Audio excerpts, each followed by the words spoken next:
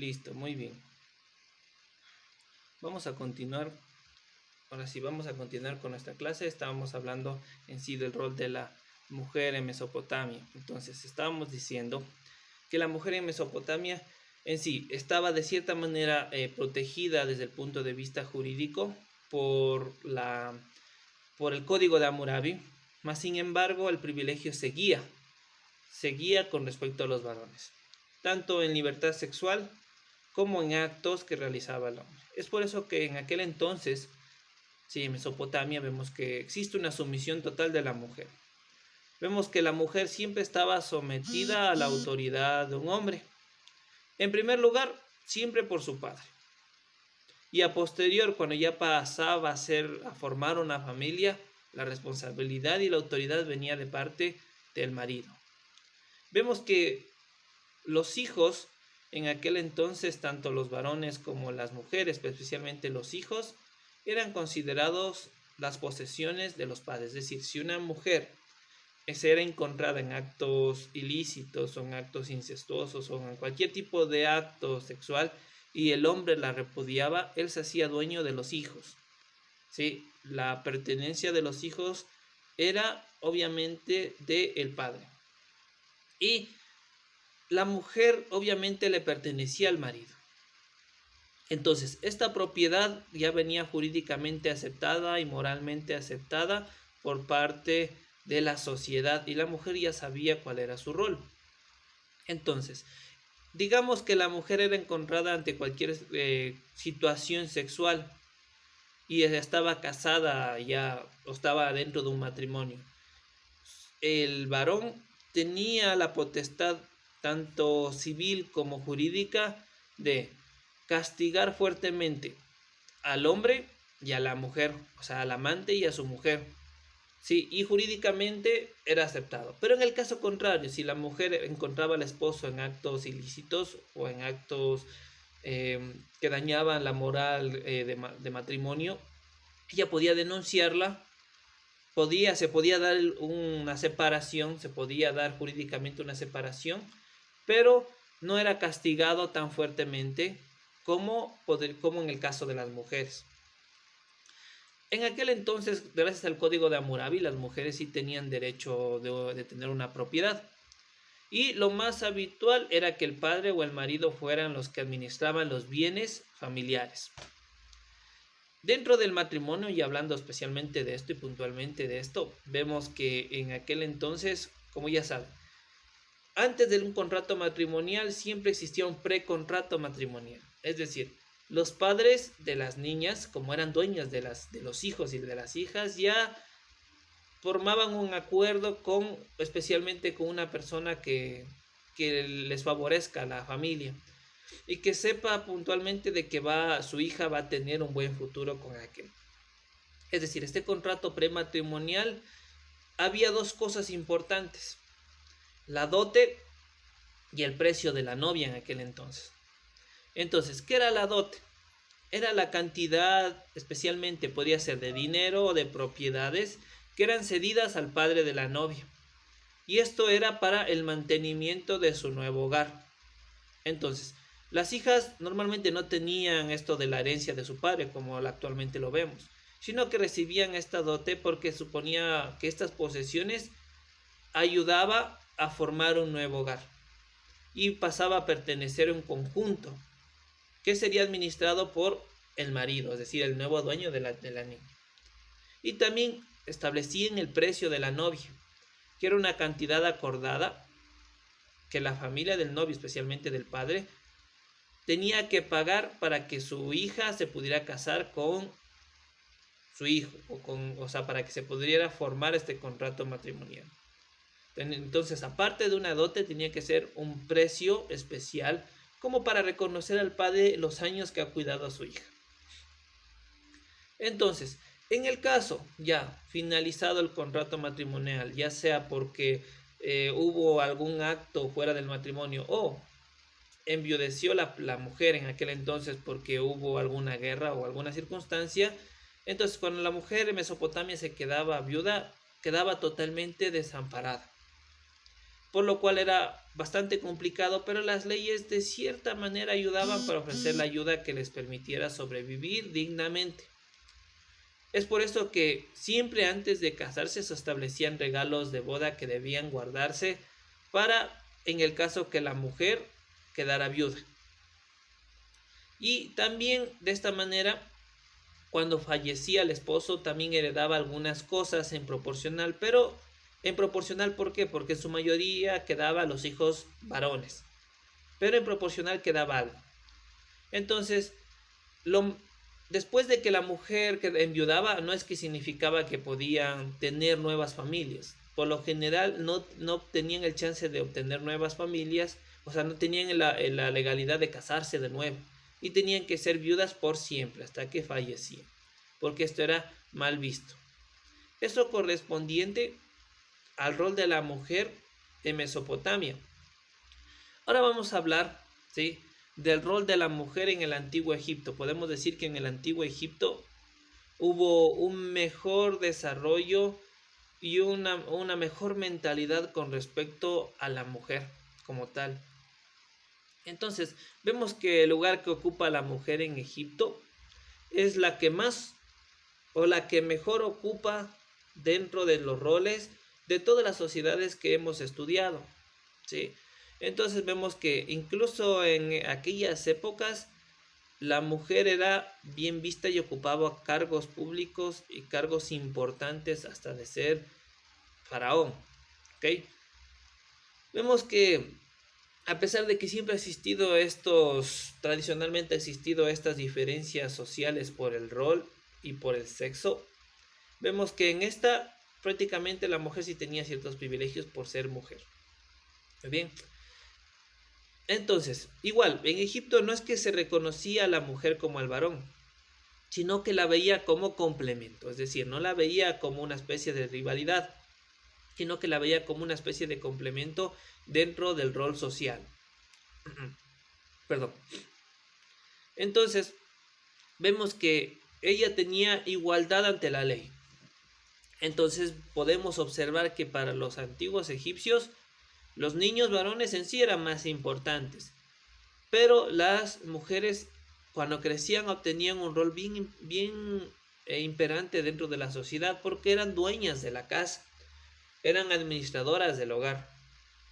A diferencia de las antiguas sociedades que ya estábamos estudiando, en donde igual el padre siempre encabezaba la familia, pero las niñas y la esposa era una ayuda idónea.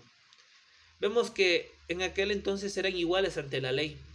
Existían sistemas jurídicos que protegían a ambos sexos y muchas mujeres ocuparon rasgos o cargos importantes dentro de. Vemos que las mujeres al casarse mantenían su mismo nombre, es decir, no se añadía el nombre del esposo, sino que, por ejemplo, la mujer adquiría o se adquiría su nombre y esposa de.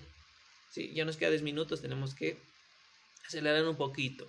Entonces, cuando las mujeres se casaban, no es que perdían su nombre y adquirían ser propiedad de otro, sino que era esposa de tal persona, ¿ok? Muchos de estas mujeres tenían la oportunidad de adquirir conocimientos, de adquirir una educación importante. Muy pocas, sí, hablando de las sociedades ciudadanas egipcias, muy pocas tenían, no tenían el privilegio de estar educadas y muy pocas trabajaban en la servidumbre. Dentro de la literatura podemos ver que la gente o los antiguos literatos de aquel entonces veían a la mujer como algo importante.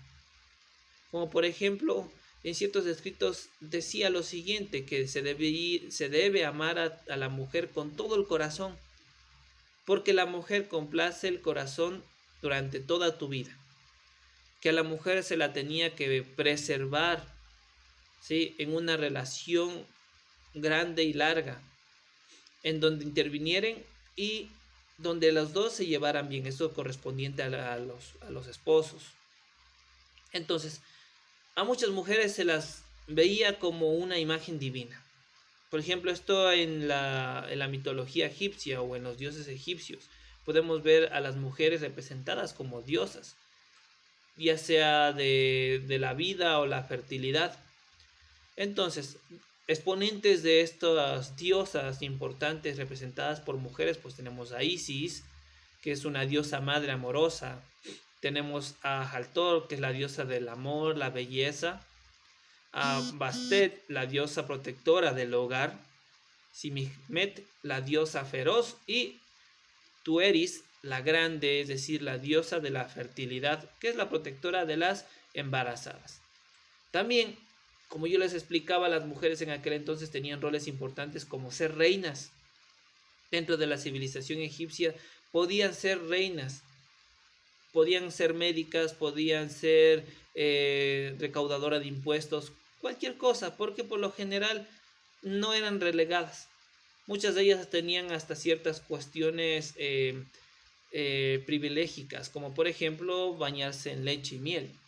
Entonces, o tener mascotas extrañas, como por ejemplo bestias salvajes, como mascotas. Entonces, era muy distinto se podría decir, el privilegio que se les daba. Entre las faraonas más conocidas tenemos a Nitocris, tenemos a Cleopatra, Nefertiti, Nefertari, Atit, y así muchas mujeres faraonas que ustedes lo pueden buscar en internet, pero me falta tiempo para poder ir viendo cada una de ellas.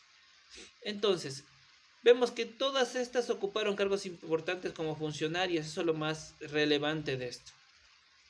Eran empresarias, eran plañideras, eran danzantes. Sí, ¿qué son las plañideras? Son como una especie de mujeres contratadas para llorar dentro de funerarias cuando fallecía un faraón. Se les pagaba por esto, ¿ok?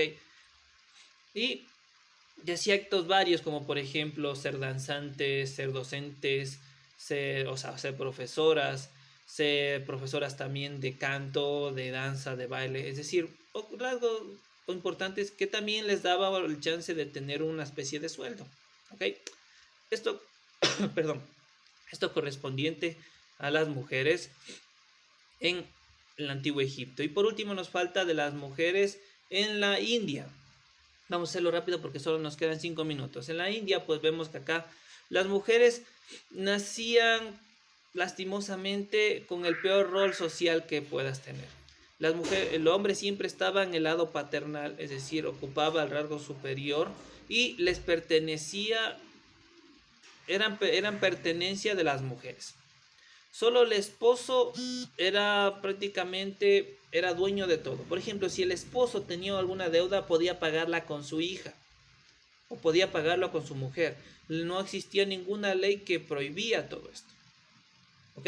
Si es que el hombre fallecía y la esposa seguía viviendo, por obligación tenían que ser quemadas vivas y acompañarle en su gran viaje dentro del por encima del río Ganges. En esa canasta fúnebre tenía que ser incendiada con su esposo. Y en el caso de que enviudaba y no quería quemarse, no tenía la oportunidad, perdía todos los bienes, perdía toda su familia y no tenía el chance de formar otra familia o casarse de nuevo. ¿Bien? Esto en el antiguo India, en el antiguo Valle del Indo, perdón. Entonces, vemos acá que una de las frases más polémicas es la siguiente. Veíamos que la paciencia predestinada, los fuertes vientos y tornados, la muerte, el infierno, el veneno, las serpientes y el fuego no son males menos importantes que las mujeres. Entonces, veían a la mujer como lo peor, pero necesarias para la procreación, pero desde su perspectiva machista varonil en aquel entonces, que ese sí era el machismo real, ¿sí? Donde existía la diferencia de género bien marcada, las mujeres eran relegadas a lo peor porque no le veían importancia más que solamente para la reproducción humana. Vemos que en la India especialmente el nivel de mortalidad era muy superior, ya que desde que nacían las mujeres eran relegadas y el marido podía decidir si la niña o el bebé vivía o no vivía. Igual, es una de las sociedades en donde se dio el mercado de niñas y la esclavitud sexual de niñas desde muy jovencitas. Llámese de 8, 9, 10 años, el padre tenía la opción de mandar a trabajar a su hija en el ámbito sexual, ¿ok? Porque era una sociedad tan cerrada con respecto a la sexualidad que decían que una niña pura era lo mejor que podían tener. Es por eso que muchos varones en aquel entonces preferían acostarse con niñas porque decían que la pureza estaba dentro de sus espíritus, ¿ok? Es por eso que yo les explicaba que cuando ellos morían, su alma se purificaba, entre comillas, según el hinduismo, se purificaba tantas veces que luego podían llegar a un Edén, a un paraíso en el cual el premio mayor era un harem llenito de mujeres vírgenes, porque decían que la virginidad era lo más puro que una mujer podía dar. Después de esto ya no servía más que solo para la reproducción humana. En sí, ya nos quedan 2 minutos, en sí, este era el rol de la mujer en aquel entonces. Ella no tenía la capacidad de trabajar, no tenía, no había funcionarias mujeres, no tenían el derecho a ser educadas, solo tenían los roles muy comunes: la crianza y la servidumbre del marido o de su padre, la labores dentro del hogar como la cocina, la crianza de los niños y la educación, eso sí, la educación de sus niñas, para hacerlas y someterlas a las exigencias de los varones hindúes de aquel entonces. Ok, mis estimados, eso ha sido todo.